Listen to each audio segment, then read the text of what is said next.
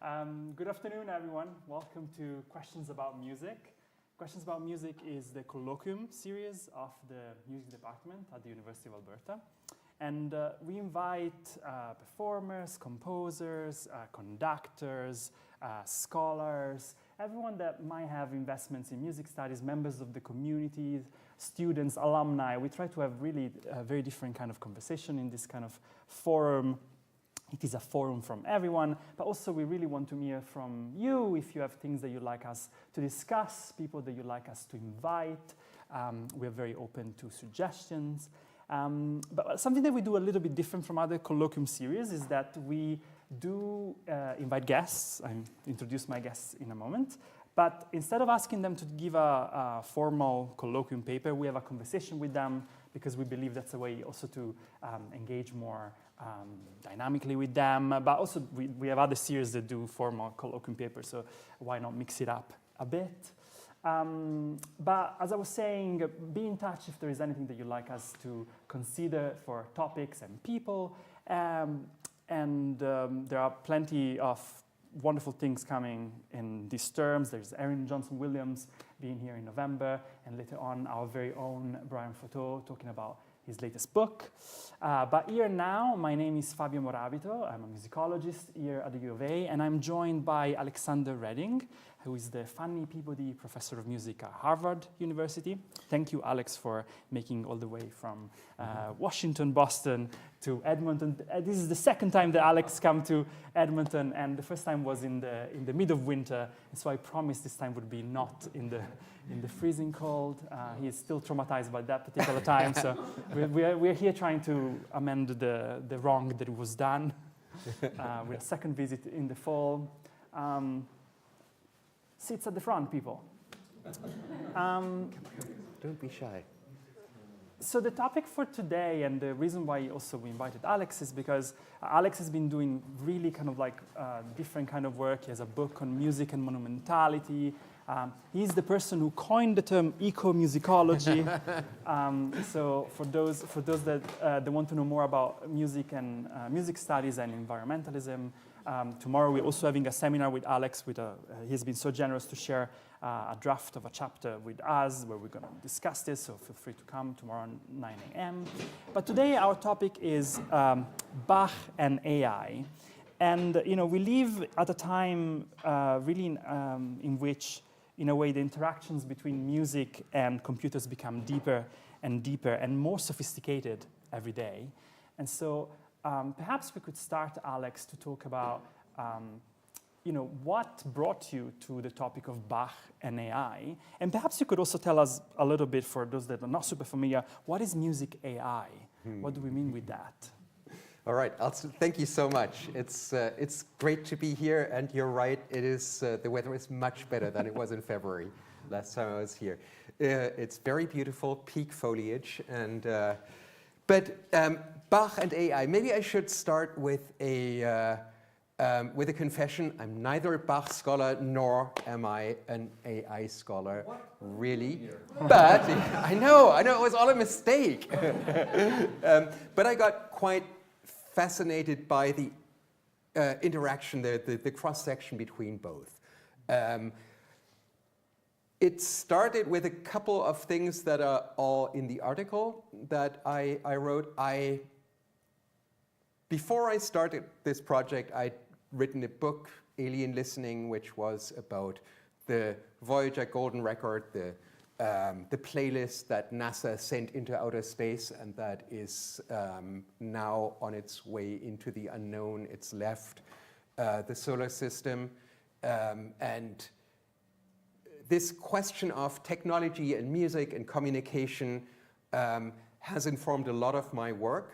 So that's really where I started getting interested in AI. And the book that I got into my hands at that time was Gödel, Escher, Bach, which was a smash hit in the 70s. And it tries to explain AI to a lay audience, or what was AI in the 1970s, by means of drawing on Escher and his crazy, impossible perspectival drawings, and on the other hand, Bach's polyphonic music.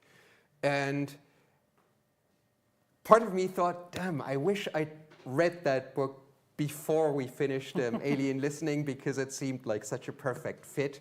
It was kind of trying to do a lot of the things that we were doing stylistically and in terms of ambition of the book. But confession, I hadn't read it before, before we sent off our manuscript to press. So it felt like a late edition, but it also seemed very pertinent. And so it's through that book that I started getting interested in this question of Bach and AI. And that led me to the other thing that features in the article, the little Bach Google Doodle, that was much discussed at the time. Maybe we should say a little bit about this Google Doodle. Yeah, for those that were not. Yes. 2019. Google search engine as a engine has the Doodle, which is kind of like this interactive little thing that started for one day for J.S. Bach's birthday. Yeah, that's right. Was it only for one day? No, it was for a bit long. Yeah, so you can still look at it. They have an archive. They have all the doodles. I assume that most of you have at least a passing familiarity with Google. Yeah, and but not necessarily everyone knows what happened. No, with that particular one. No, and they regularly put out special landing pages with what they call doodles to commemorate special occasions, and they're up for a little while, and then they, then they go away, are replaced by something else. They're usually visually appealing. This one was interactive. Some of them are interactive, not all of them are. But this one really caught the attention, not only of the music community, but of broader parts of the population, because it allowed you to type in a simple chorale melody. It's only 2 bars, and then it gives you an automatic harmonization in the style of Bach's chorales. And there were a couple of things that were special about it. First of all, Bach chorales, as I guess anyone who is going through a music degree would probably know, Bach chorales are a thing that you typically learn. It has a lot of rules. There are lots of prohibitions. You can get things right and you can get it wrong. It's a preferred way of teaching harmony and voice leading to usually, it usually comes early on in a music career, and it's very close to the heart of every music theorist. I got interested in this also because, of course, the teaching of Bach chorales has become controversial over the, I would say, 20 or so years. And so it came at a particular moment in history, in time. One thing that I found out as I was researching the Google Doodle is that a lot of high school teachers use the Google Doodle in order to explain to their students pre-university what a Bach chorale is, how it's harmonized, and kind of playfully explain what harmonization of a Bach chorale means. The other thing that was special about the Doodle is that it was the first time that Google put out AI, and what made it so special is that its operation took place entirely within the memory of the Google website. And that's very unusual, certainly in light of subsequent developments, in that now AI uses up vast amount of data and calculations, so that I'm sure it's the same in Canada, in the US, they're building data centers everywhere, which use up an enormous amount of electricity. And so the whole thing has become a very large operation, whereas this one was really small and nimble and nifty. It was in the surfing engine, yes, exactly. So it was entirely internal. And the other thing that I found really interesting about this is that AI goes about processing Bach chorales in a very different way. So when we, you and I, learn how to write a Bach chorale, you will learn the do's and don'ts of voice leading. Usually we focus on the don'ts. But that's very different from what AI does. AI basically works through the corpus of Bach chorales, and it's a very, very small corpus, and basically evaluates the likelihood of certain situations occurring, and basically completes the harmonization based on the probability of what Bach would have done given the entire body of Bach chorales. And so this is a fundamentally different way of writing a Bach chorale. And the outcomes of that Google Doodle were rather different from the kinds of chorales that we typically teach in music theory classes. So basically every chorale harmonization has some flaws, and the music theorists who looked at it were basically relieved. They were kind of, there was a whole online discussion for a while. Was it noticeable to the ear immediately? So I think if you've harmonized Bach chorales before, then yes, absolutely. If you are not familiar with the intricacies of the genre, you would think this sounds pretty good. And so there was this split screen where, a lay audience thought this is pretty cool, and the specialists were like, not so much. The lay audience probably was the majority. Oh, by far, yeah. But one of the best sentences that really stayed with me of your article was there was a collective sigh of relief which went up when it became clear that computers will not replace music theorists anytime soon. Yeah, well, yes, exactly. And so, and we're still on your first question. Sorry, yes. I'm taking a long time here, but it's really these two things that made me interested in the question of why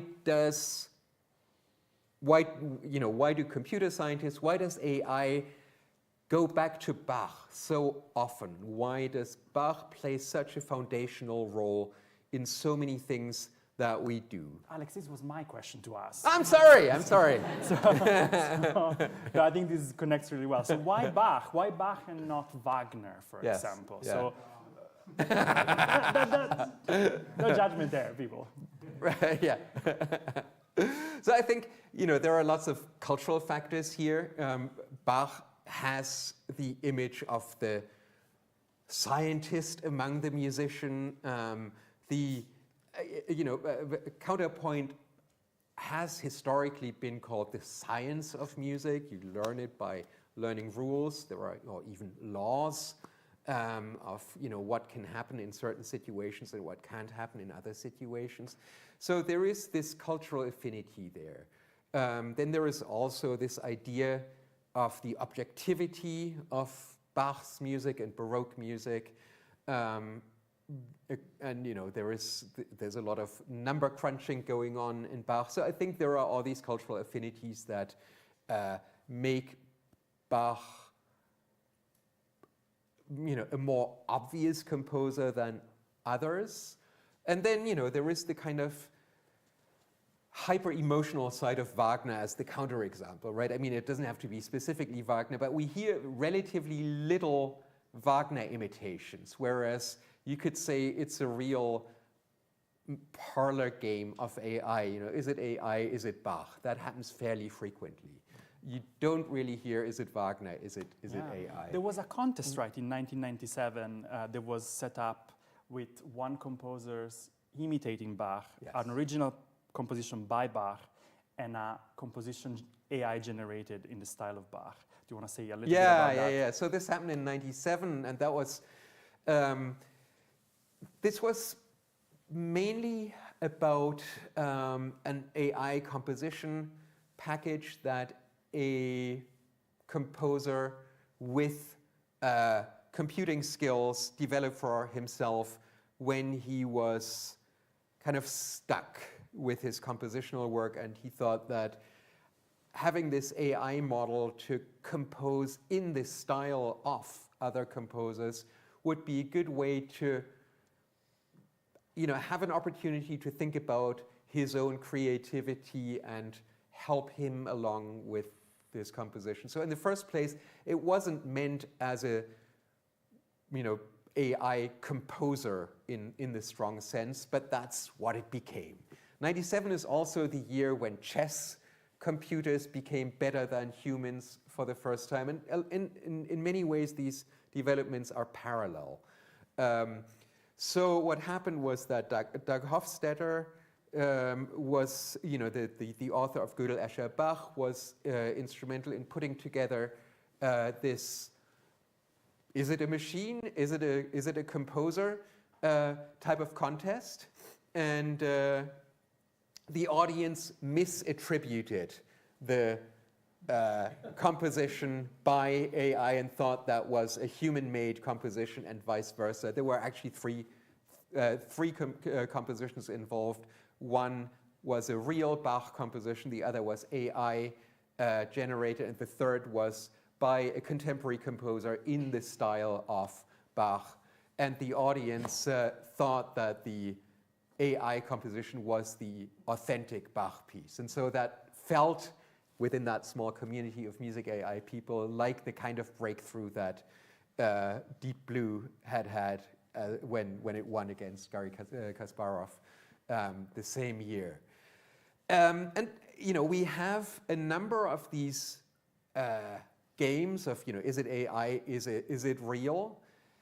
And one of the things that I found is, again, the same thing, that for the layman it sounds pretty convincing, whereas very often the details of the musical structure are such that it should be really easy to tell them apart, but often they are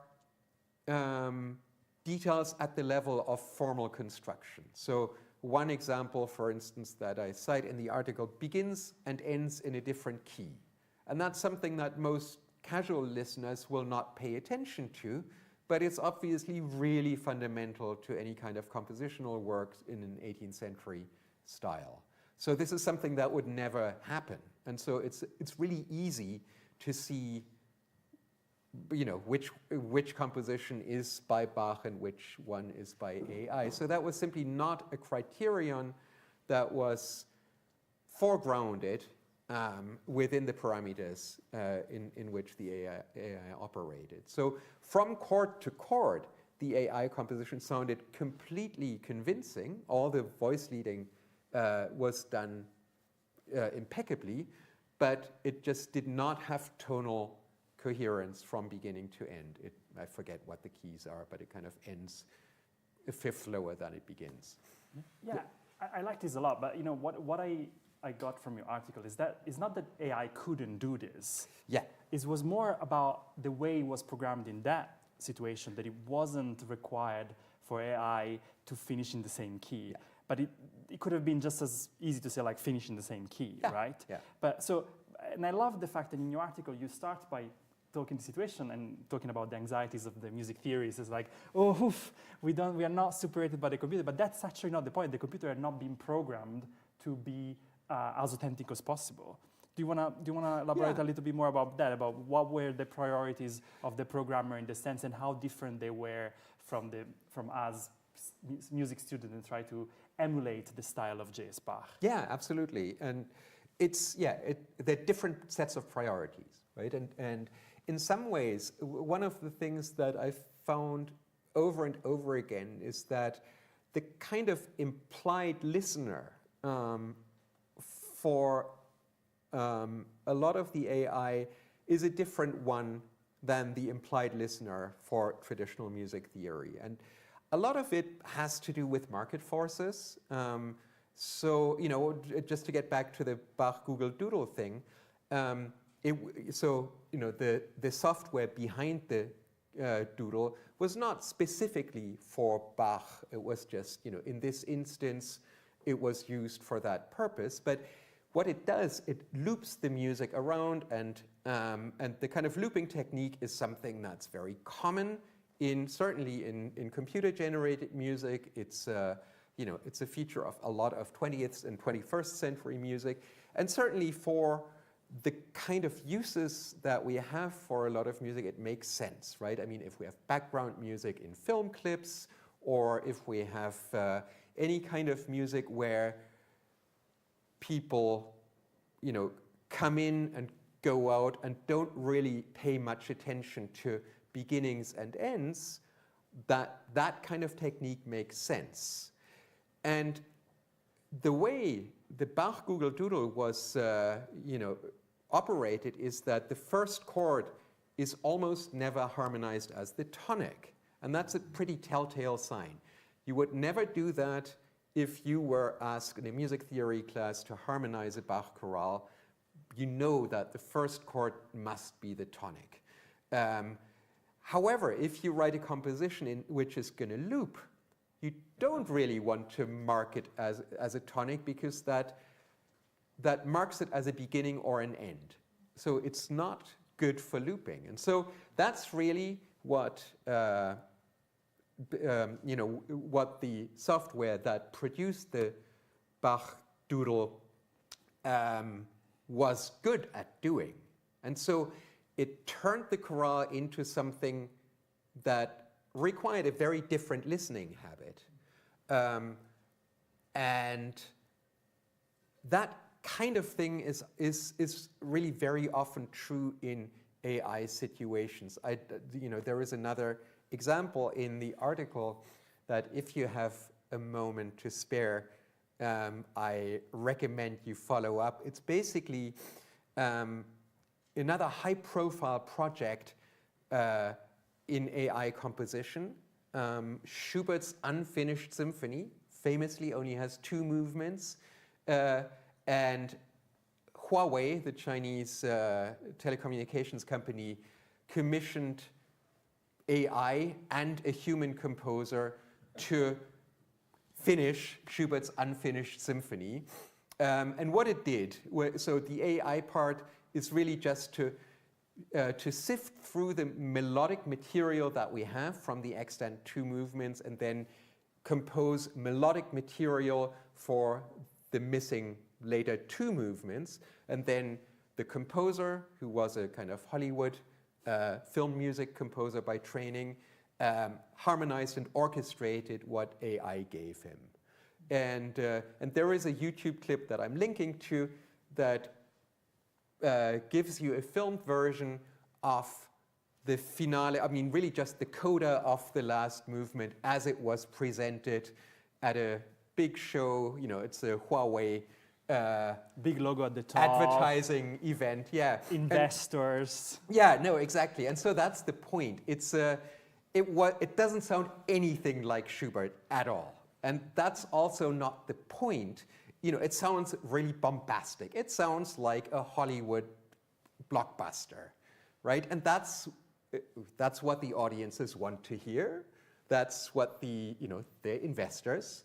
It sounds really uplifting, right? And it's, it makes everybody feel good. You know exactly, this is now the end, and it's really the end. And it goes on and on. It couldn't go any higher. No, or any that's right. I mean, bombastic. it's just high in bombast. Yeah, but this is quite interesting because it tells how much kind of like, it's not that the AI couldn't finish the Unfinished Symphony in Schubert style, is that they had programmed you to do something else. Yeah. So in a way, being authentic to the first part of the music wasn't the point. Exactly. And which tells you that, again, AI could totally do it, but so beyond the anxieties of what AI can or cannot does, I think your work really kind of like underscores how much is not AI like behind, there's kind of like these things that does, it's the programmers that that do certain things in a certain way. So it's almost like, it's not that it's agentless entirely. Yeah, no, that's right. So that when I read that, I was sort of reassured. Again, not a specialist myself,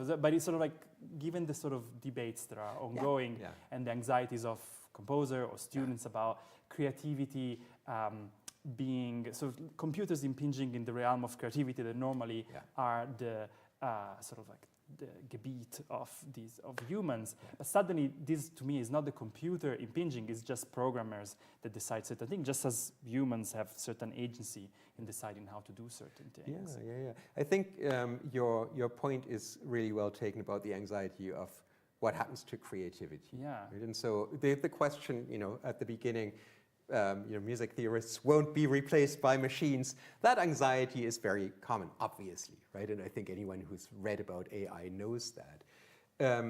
I mean, I don't have a crystal ball. I expect that there will probably be some changes as AI keeps on getting better. And I should say, the Bach Google Doodle, that was 2019 when I spoke to a friend of mine who is a computer scientist, just like, 2019? That's ancient history. Why are you talking about that? And it's true. I mean, it's just, the developments have been exponential. And, if anyone has looked at, what's come out this last year, UDO or, all the music AI packages that have just been released in the last year, they're amazing. They can do so much more. And, it's no comparison. But one thing that they're still not super great at is the question of form. And again, it's not that they can't, but it's just not a priority because that's not really how most people listen to music. I would even, it's worth unpacking that because I think there are two separate reasons here. One is in order to train up a computer on a model on large-scale forms, as we find them in classical Western music, you would have to have a massive data set. Yeah. And so, it would be real work. And at the same time, there is no commercial interest in that. And so that kind of is the bottom line again, that who wants this? And so, what UDO, I think, is doing is you can have certain markers for your piece. If you want to have an intro and an outro, you can set these parameters, and then you have a beginning and an end. But it's not as if we had like a fully fledged sonata form with, all the markers. All the components. It's so interesting what you said about like there is not really a market for this. This brings back to the fact that we have plenty of repertoire from the European sort of like canon and outside the canon, and there is plenty of music that doesn't get paid. So in a way, creating a new is when the circuits are already quite limited. The resources to play the music are what they are, and people are asking a lot of questions about already the resources that we're putting into that. But perhaps another thing that comes to mind is that this reflection brings us back to the question of what is Bach then, because so if clearly, in a way, in this conversation so far, it feels like there are two different Bachs at the very least. One there is what the theorists or the students of music theory aspire to do when they are in theory class and harmonizing chorale, and then there is these other priorities, but perhaps not even what happens in class is Bach the historical individual. So can you comment a little bit on that? Yeah, that's right. I mean, one example that I like to use is forgeries, art forgeries.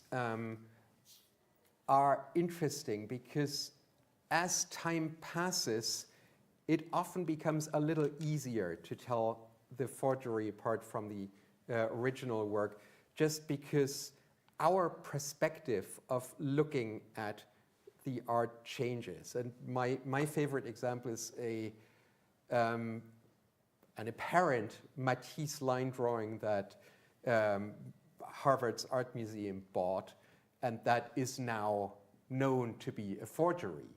And it was drawn in the 40s, and it's the face of a woman, and it's kind of pretty much the ideal of the Hollywood beauty at the time. And so, you can completely see how that would have been very convincing while you were within this aesthetic framework. And as we move away from it, it becomes much easier to, as we step outside that perspective, it becomes much easier to see, yeah, this is different from the kind of Matisse drawings that we know otherwise.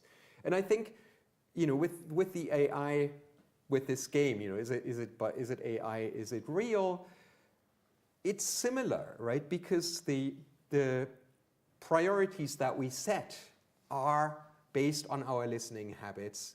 And the same is also true, obviously, for the tools of music theory, in that the way we teach Bach chorales is not the same way that Bach himself composed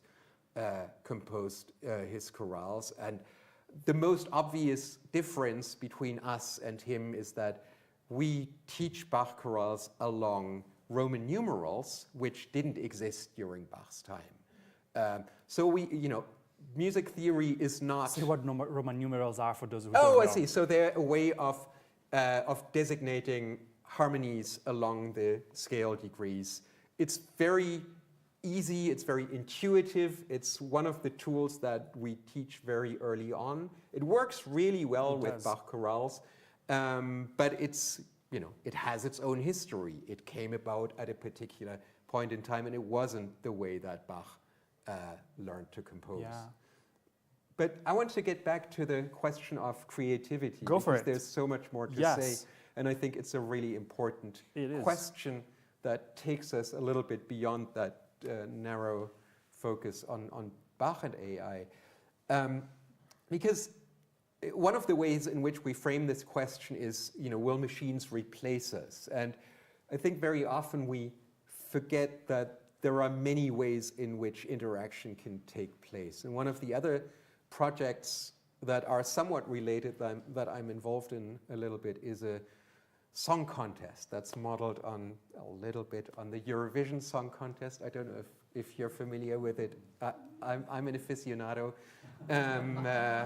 Céline Dion actually had her big breakthrough during the Eurovision Song Contest when she performed Ne partez pas sans moi for Switzerland. She has no connection that I'm aware of with Switzerland, but she represented Switzerland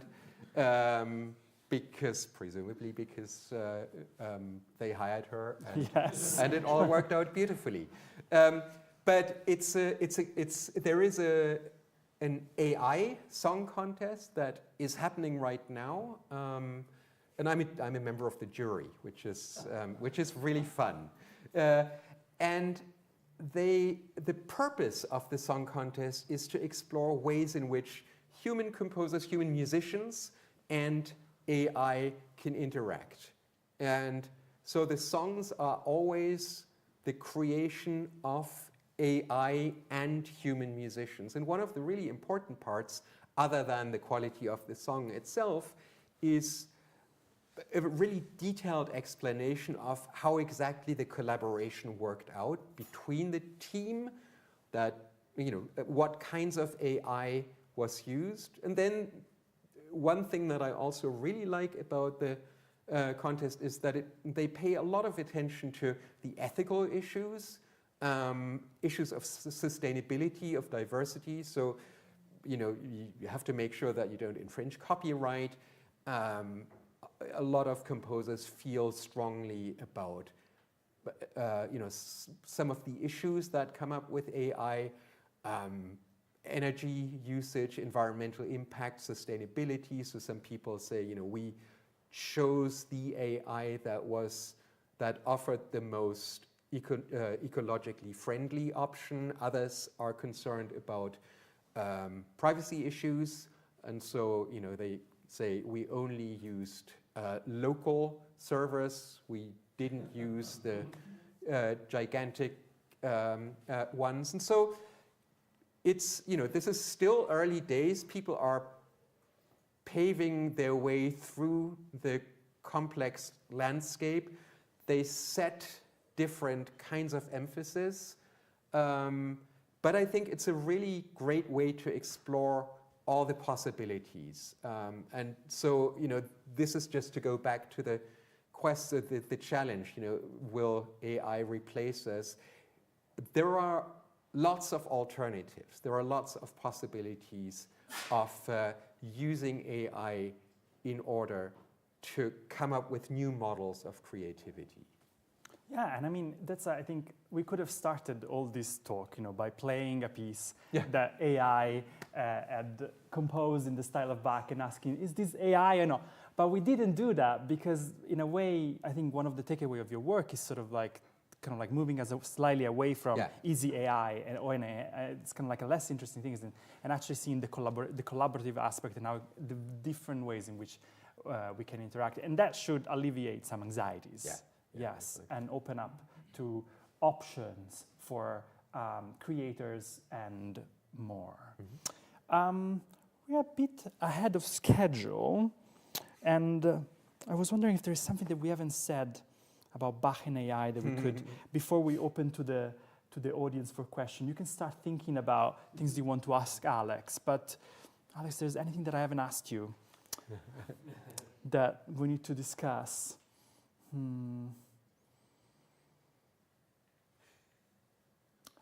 Well, why don't we open the floor for questions?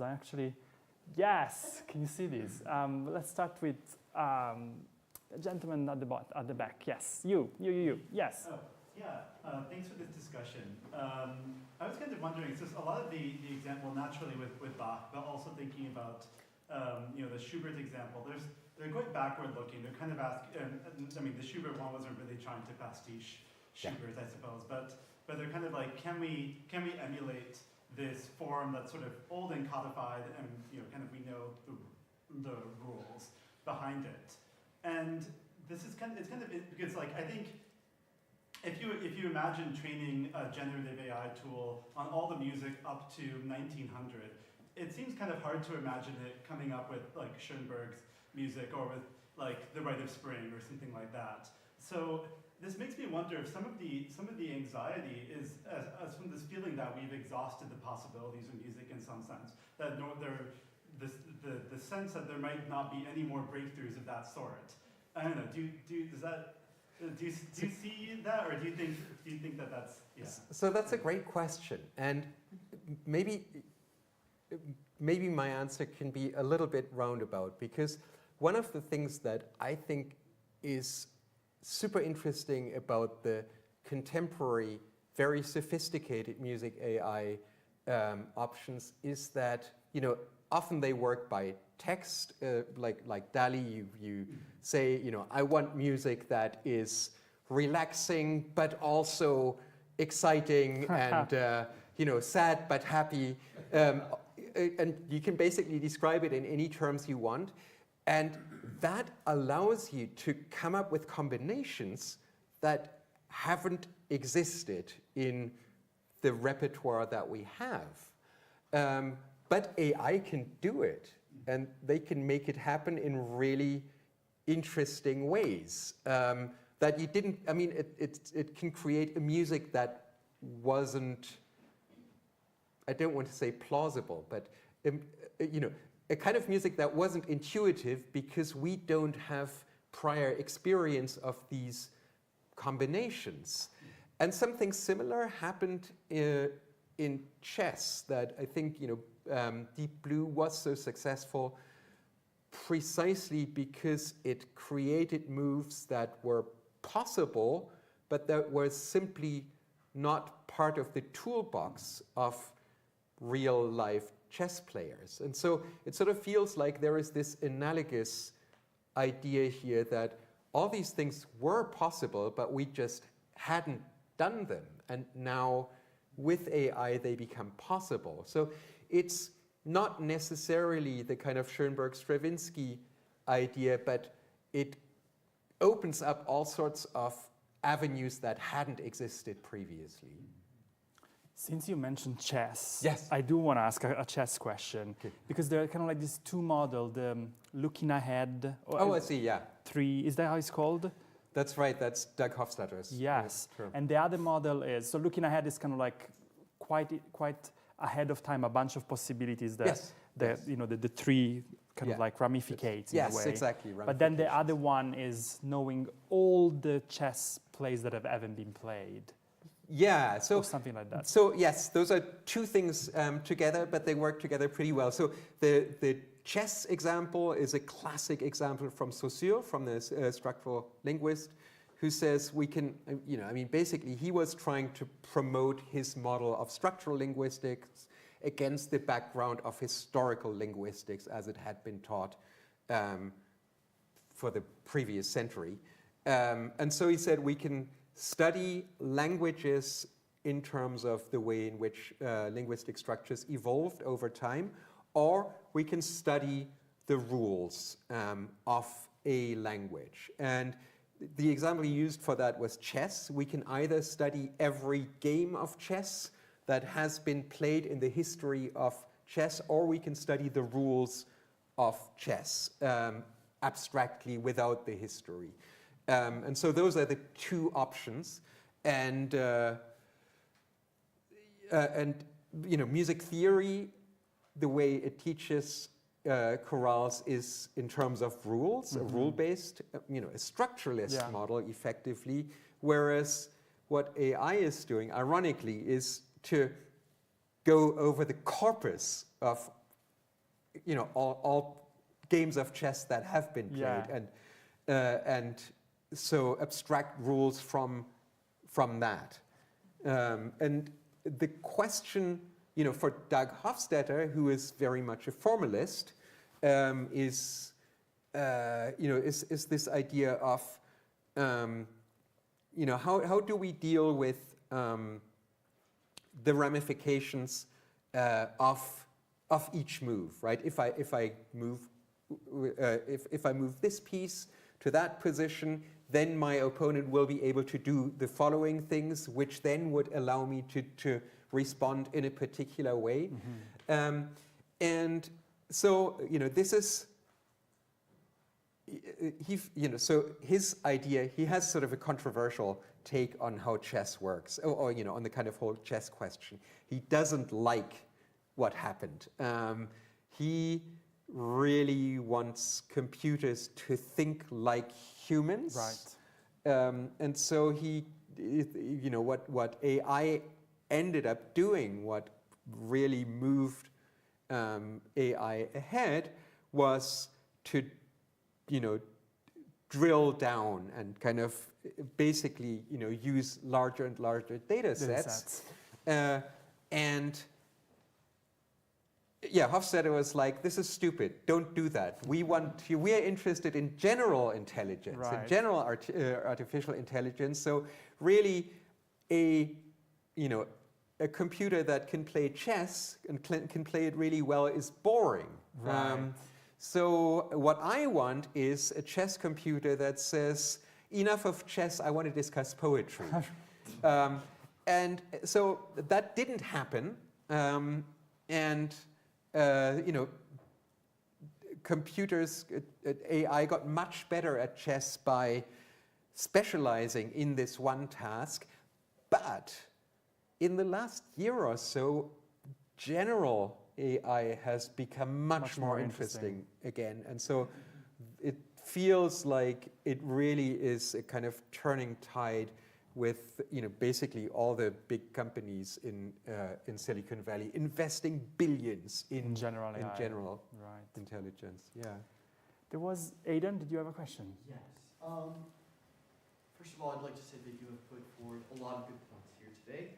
I just want to discuss something because I saw this recently, probably last week, and this relates very heavily with the idea of the interaction between artificial intelligence, that sort of generative AI, and music.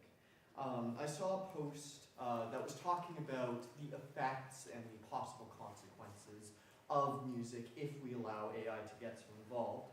And I saw a comment that kind of got me thinking. I'm paraphrasing a little bit here, but it says, if the audience can't tell the difference between human music and television/movies, it's going to take over that industry. It's not to say that music will die, but there's always a need for music. But unfortunately, for those film composers and TV composers, and perhaps all composers, time has simply moved on. The point I kind of grasp from that is the fact that we are in, at this point, I feel, as personally as a composition student, we are in a constant race right now against technology a little bit. How much would you say, if you were a composer, and let's say you got commissioned to write a piece of music for, let's say, a 30-second commercial, how much would you ask a company to pay you for that, would you say? Oh, I wish I knew the answer. I have no idea about what the going rates are. Fair. I might ask for like 150. Yeah. The difference here, and because of the system we live in, which is so monetarily driven, companies now have this choice. They can either pay a human composer like myself to write that music for a 30-second commercial for $150, let's say, and it would take me probably about a week, maybe 2 weeks to finalize everything. Yeah. Or they can place a prompt into a generative AI, access those data centers, and make that almost instantaneously. Maybe a few tweaks to the prompts, maybe a few tweaks to the editing of the music itself. So I guess my question to you would be, how do we avoid losing that humanness to our music in our everyday life? You mentioned that a regular audience member could not tell the difference between a human composition and an AI composition. So how would that affect, I guess, going forward, how we sustain ourselves in this world? Yeah, great question. That is the question. Again, I mean, I'm not very good at looking into the future, but what I imagine is that I expect some of what you describe will happen. I suspect that human composition will probably take on much more of an artisanal quality, that it becomes something special, something that goes beyond it, beyond, you know, the baseline, and that, you know, composers will retain the air of a special event, and it, you know, that's probably as far as I would be prepared to go here. But it's, you know, and then I think the thing to look at also are the ways in which collaborative efforts might be useful. But I mean, I agree that some of this will simply happen just because it is the easy option. It's going to make us more elitist than we are. In some ways, I think you're right. Yeah. I don't know if elitist or artisanal is better or worse. Did you have a question? Did you have a question? Yes. Fabio? Yeah. Sure. Yeah. Hi, Alex. Hi. I'm Jay. I work on campus in the Center for Teaching and Learning, but I'm a graduate from this program. I did a music theory degree here and went away. And before coming back to campus, I worked at AMI, the Alberta Machine Intelligence Institute here in Edmonton, which is one of the world's great AI institutes. The scientific director, Rich Sutton, won the Turing Award this year for his contribution to the science. Very nice. Reinforcement learning. I'll keep my setup short. In the couple of years that I worked at AMI, in the desk next to mine was Dr. Alana Fish, who's a faculty member here at U of A. And she is a neuroscientist and an AI scientist and a great science translator to the general public. And at the time when the general public was intrigued with the question, has ChatGPT become sentient? Yeah.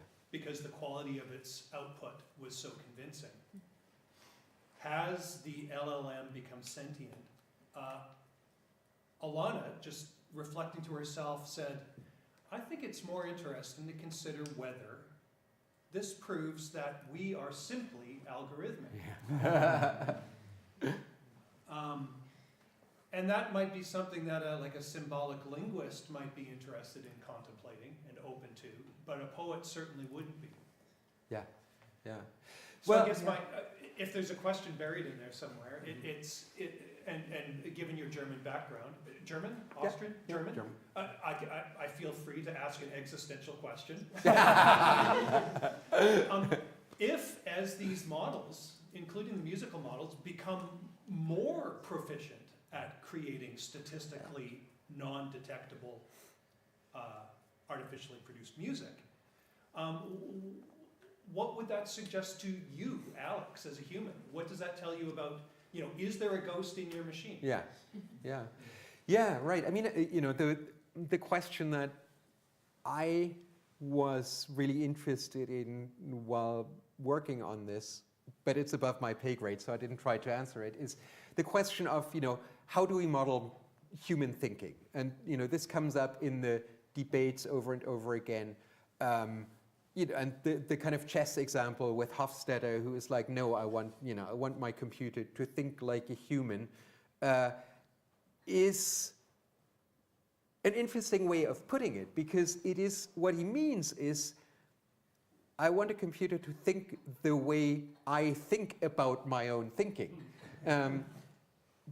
Because, of course, when we talk about LLMs or neural networks, the concepts are taken from the way in which we know our brain operates. And so, the reference to neuroscience is absolutely right.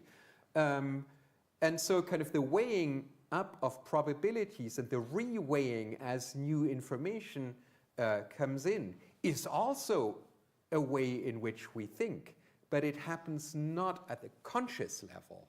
So I think really the question of what we mean by are computers like human, are humans like computers, is a question of the level at which we pitch it, and the level of consciousness is really the key question here. It's interesting, too, really quick, that as the science moves forward, some of the methodologies in the science have terms like attention, for instance. So, whether we're continuing to follow the truth or whether we're just continuing to push the metaphors, I'm actually not sure. Yeah, right. Right. Dylan. Thanks. Hi. So I'm actually here today as a part of my interactive music systems class, and so we've kind of joined in because this is relevant. In this class, we're learning about musical programming languages and how we can use that to curate things that we like, samples or motifs or things like that, and use programs to make indeterminate music. And you've spoken a little bit about your contest that you're sitting on the jury of, where it's also considered collaborative between a human composer and generative AI music systems. I guess my question is, how much work do we need to put into it before we can consider ourselves as a composer, and how much work can, at what threshold do we have before we can actually consider composed music anymore? Yeah. It's a great question. Really hard. I mean, so Brian Eno just published a book a couple of days ago. I started reading it. It's a very short book, but I haven't finished it. And he basically says something that strikes me as very plausible. He says, when we talk about art, when we talk about creativity, we think in terms of categories where really it would be more productive to think in terms of continua. So in art, the question of functionality and design as for its attractiveness, for its beauty, they're not either or categories, but they are points along a continuum. The same thing I think is also true for various forms of creativity, and in this case between AI and humans. So rather than saying is it not, it's I think it would help to think along the lines of somewhere in between. It's a very general answer to your very difficult question. Scott.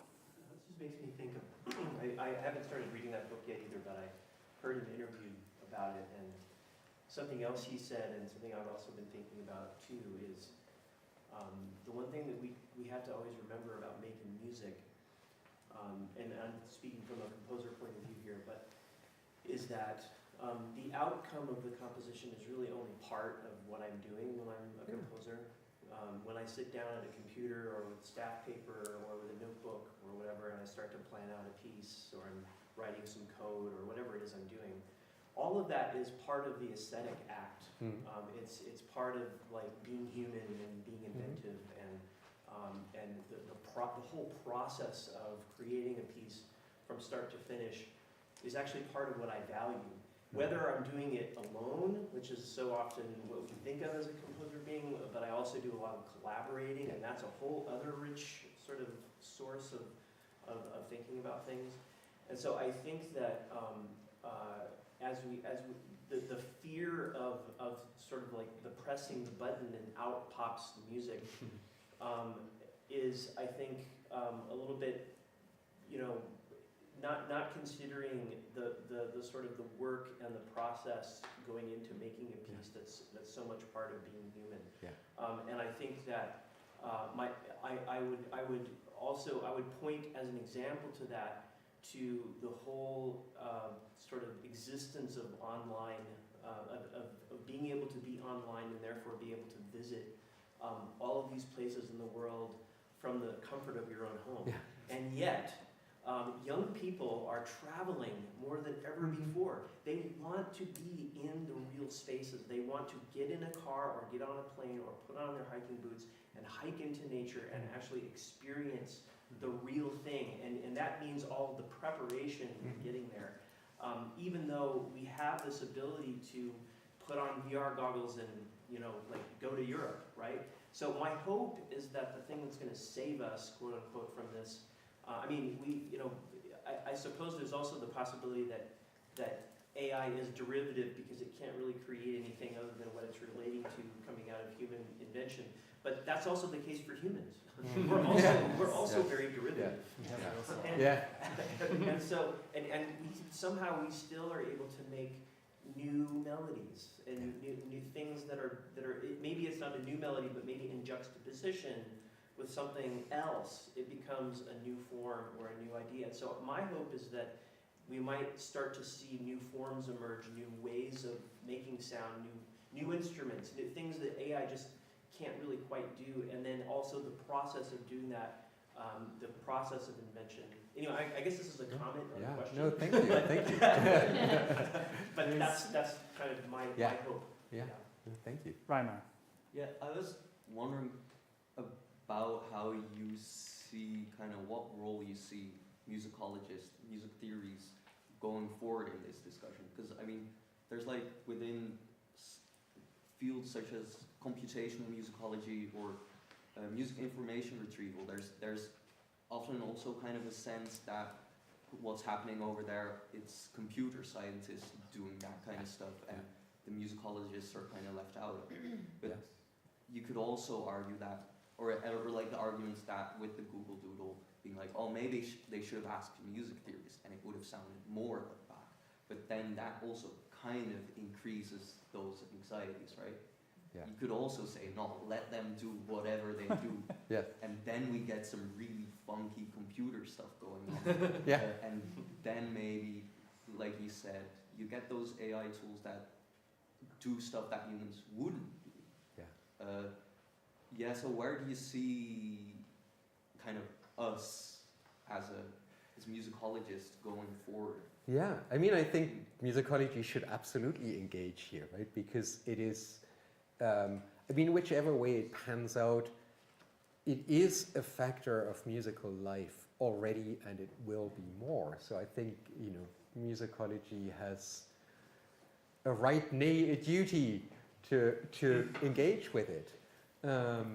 How exactly is an interesting question. I mean, I should say, the person behind coconut behind the Google Doodle is, I know her, she is a trained musician, as well as a computer person. So there is a lot of knowledge there. And so, the point that we made earlier, that this is not a situation out of ignorance, but out of different priorities, is really important. But yes, I think this will have an enormous effect on how we use music, how we listen to music, how we consume music, how we all generate music, how we engage music. So I think it's absolutely pertinent for musicology, and I'm curious to see how things develop. I think in order to get further in this field, it will be more important to have actual coding skills, actual appreciation, understanding of what happens in music information retrieval and associated fields. I think there are already people working in those worlds. Not enough, but I consider that a massive growth area.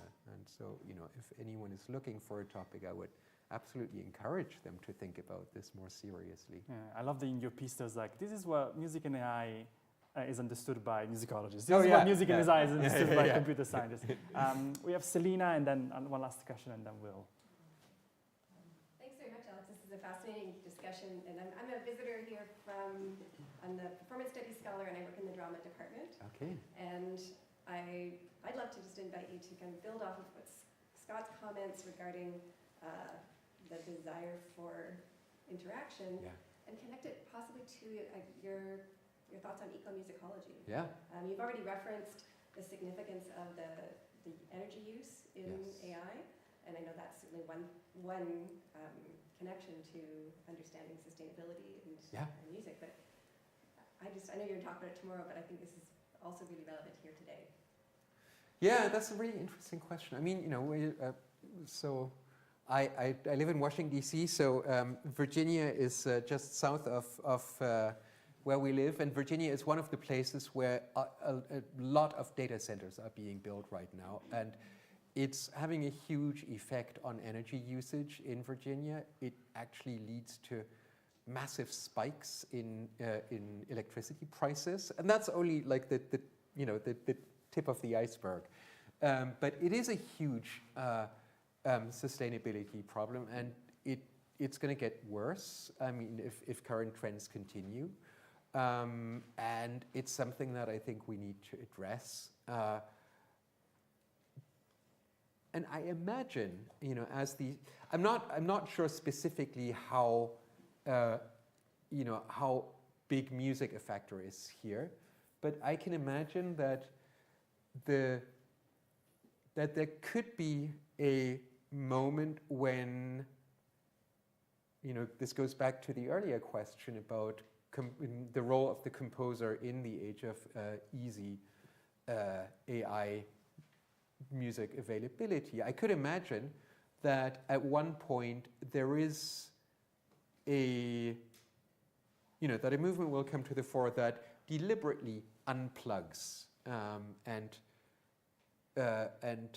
puts the sustainability question front and center. And I think that would be a moment where human composers should really come to the fore and show what they have to offer that sets them apart from AI composition. So I don't have the relevant data on me right now, so I don't know what exactly the consumption is and what the what the questions are.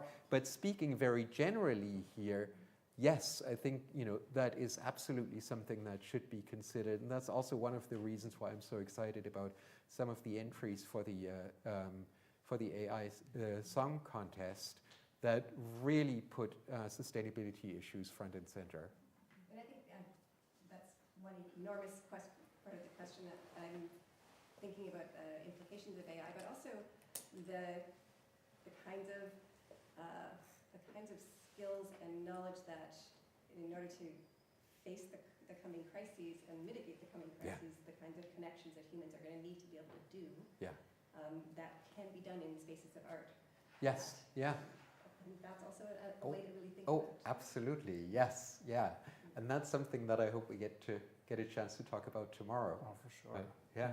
One last question and then wine. I wrote down like my question here, but I said like it does make you wonder why like AI even now has fixing on like Bach in the classical genre like and like kind of at its basis when now has access to data from many different sources. Like for example, how come AI microtonality is more common or natural when it is in various cultures? Sorry, can you just say that again? I missed a couple of words. Oh, sorry, I'll repeat. I wrote, how come like AI even now has fixated on the Bach, on Bach in the Euroclassical genre when it now has access to data from many different sources? Like for example, how come AI? Important is that Bach is, if you look at all the output of music AI, Bach is a minuscule part of it, right? I mean, almost nothing. But when it happens, it tends to be quite high profile. And I think that's mostly because of the recognizability of the name Bach. But when you look at what people do with music AI, it's very different, right? I mean, a lot of the applications of AI music is mood music, background music, it's film, TV, and Bach plays almost no part there. So just to give you a sense of the scope of everything, I'm picking out a tiny example, but one that has high salience in the kind of discourse about AI. I think this will be a wonderful moment to thank again Alexander Rehding for being with us today. Thank you. Thanks so much. And please stay for the wine and the chats, and thank you again. Well done. Congrats. That was great.